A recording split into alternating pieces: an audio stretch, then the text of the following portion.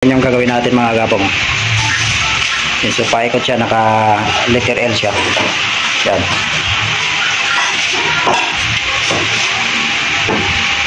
So what's up guys, what's up mga kagapang, good morning. So ayan, for this morning vlog mga kagapang is meron naman tayong gagawin, no? So bago yan, intro muna tayo.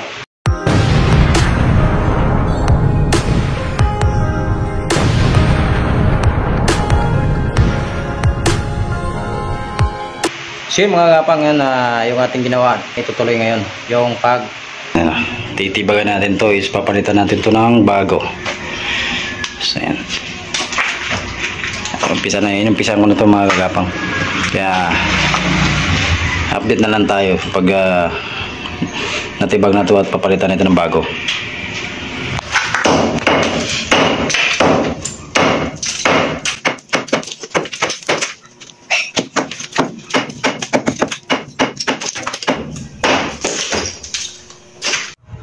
So ayan na nga guys, ito na tibag na natin, ano. So yan, makikita nyo yan, bakal na lang yung natira. Yan, so ayan. So ito na guys yung ating ginawa, no. So sa pagkakataong ito guys, hindi tayo gumamit ng wire. So in-ending natin to isa-isa. Kaya makikita nyo, gawa tayo ng dirty kitchen na lababo, no. So yan guys, makikita nyo na yan. So fully welding yan. Yan, naka-weld yan. Ito yun naman yung ating so diba, so parang na-weld yan. So ayan,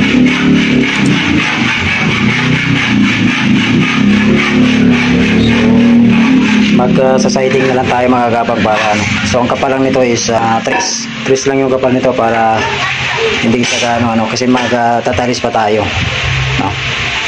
So yan, makikita nyo.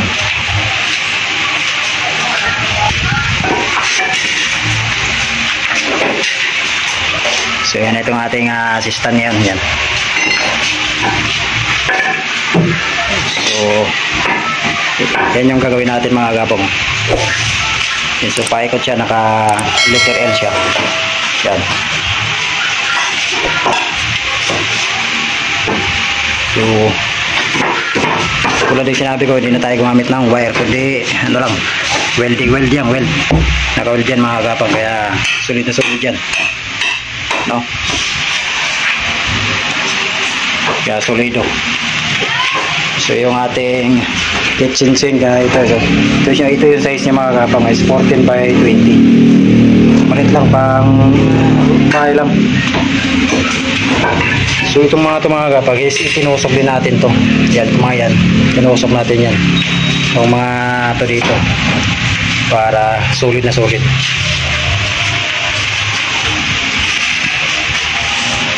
Yan o.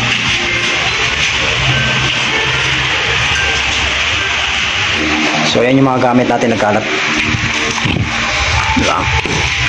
Ayan o, meron tayong barina, grinder, welding. So ang sunod naman mga kapang is itong ating yung CR nya, at sunod itong pintuan. So 2 hours later. So ito na guys, nagbubuhos na tayo, ano. Kung yan, makikita nyo na yan. So umpisa natin buhusan yung ating ginawang dirty kitchen flooring. Yan.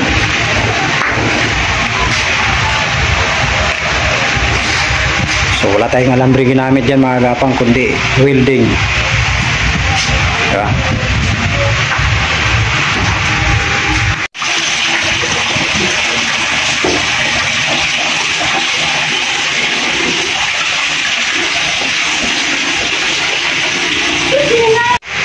At ito na nga guys, yan yung ating buhusan, ano. So ayan.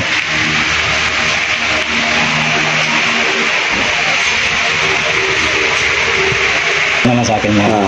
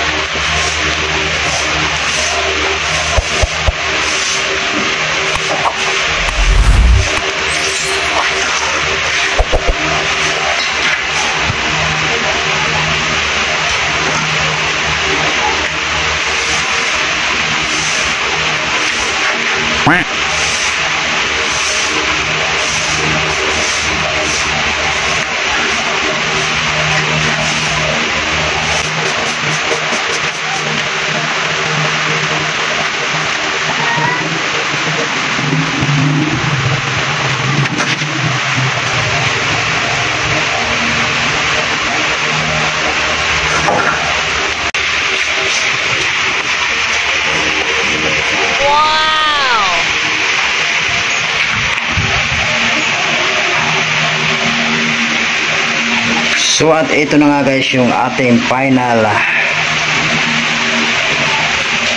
na ginawa, no. So ayan, napakagandang malaking dirty kitchen flooring. Yan. Ayan, makikita nyo na yan. So tulad ng sinabi ko kanina, hindi natin kinabitan na ng wire sa pagtali-tali, ano. So winelding natin. So ito na siya ngayon. Ayan. So ayun nga guys, no, dito nagtatapos, no, at dito natapos yung ating ginawa, no. So ito, babalikan na natin to guys after 3 days. At tatanggalin na natin yung 3 to 5 days. Babalikan natin to para tanggalin na yung mga dyan sa ilalim, mga kalang dyan. So yun. Alright. So update ko na lang kayo guys pag natanggalan natin to. At sigurado itatiles naman din to. At gagawin, tayo pa rin gagawin yan. So sa tiles na yan, no? Kaya yan, abangan nyo. So yun ngayon guys, hanggang dito na lang yung ating video, ano, patungkol sa ating installation ng kitchen floor ng kusina nitong bahay na to. So malit lang, pero pag na-tiles yan, so maganda na yan.